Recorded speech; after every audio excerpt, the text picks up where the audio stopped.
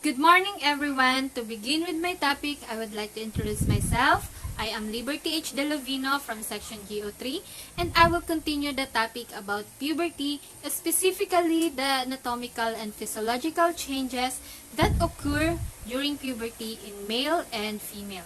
This is also an important lesson in our subject about human reproduction. So, let's start. Puberty.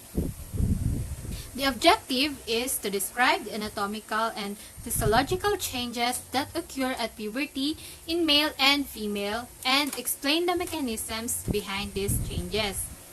So, what is the development of the male and female reproductive systems during puberty?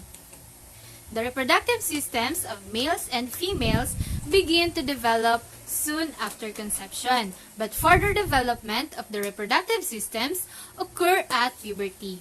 The initiation of the changes that occur in puberty is the result of a decrease in sensitivity to negative feedback in the hypothalamus and pituitary gland, and an increase in sensitivity of the gonads to FSH and LH stimulation. These changes lead to increases in either estrogen or testosterone in female and male adolescents. The increase in sex steroid hormones leads to maturation of the gonads and other reproductive organs. The initiation of spermatogenesis begins in boys, and girls begin ovulating and menstruating. Increases in sex steroid hormones also lead to the development of secondary sex characteristics such as breast development in girls and facial hair and larynx growth in boys.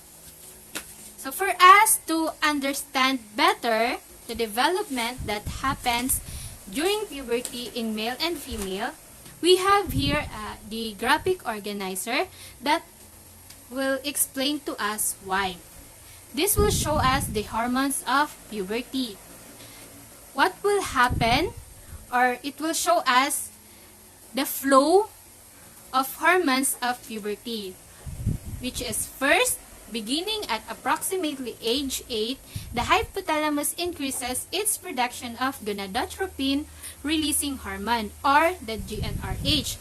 The second is GnRH triggers the anterior pituitary to release luteinizing hormone, or LH, and follicle stimulating hormone, or FSH. Ito yung tinutukoy ng pink arrow. As you can see, it points out in testis and ovary.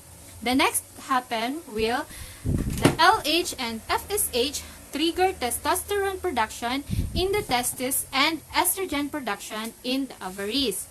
So, the effects of sex hormone release is that the spermatogenesis and the male secondary sex characteristics, which is the penis and scrotum grow, facial hair grows, larynx elongates, lowering voice, shoulders broaden, body, armpit, and pubic hair grow, and musculature increases body weight. This is for male secondary sex characteristics.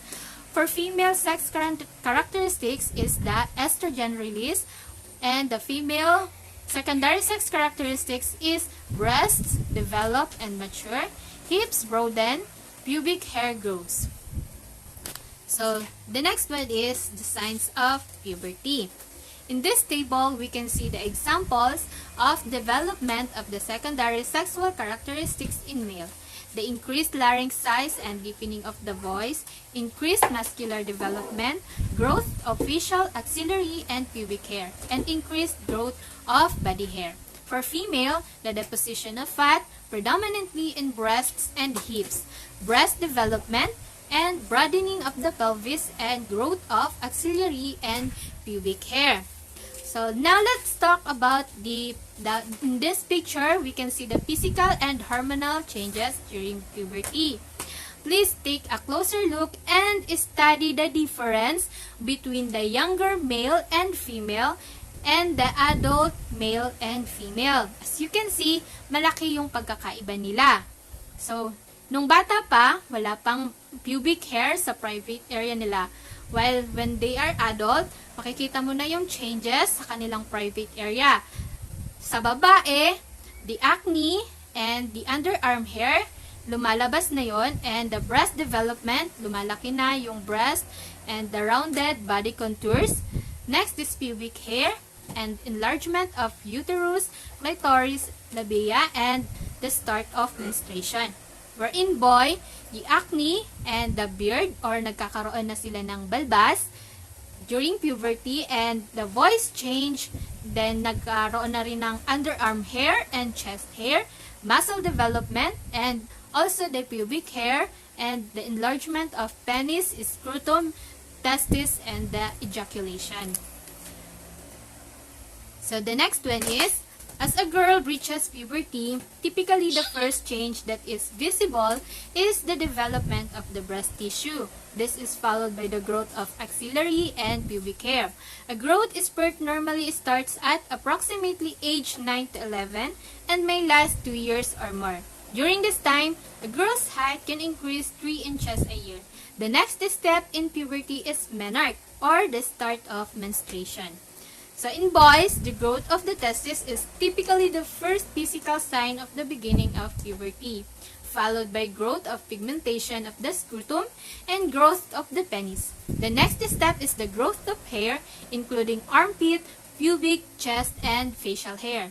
Testosterone stimulates the growth of the larynx and thickening and lengthening of the vocal folds, which causes the voice to drop in pitch. The first fertile ejaculations typically appear at approximately 15 years of age, but this age can vary widely across individual boys.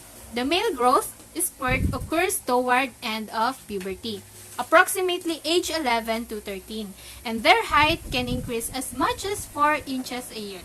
In some males, pubertal development can continue through the early 20s. And that's it. That's the end of our discussion. Thank you guys for your listening, and I hope you learned something. Thank you and good.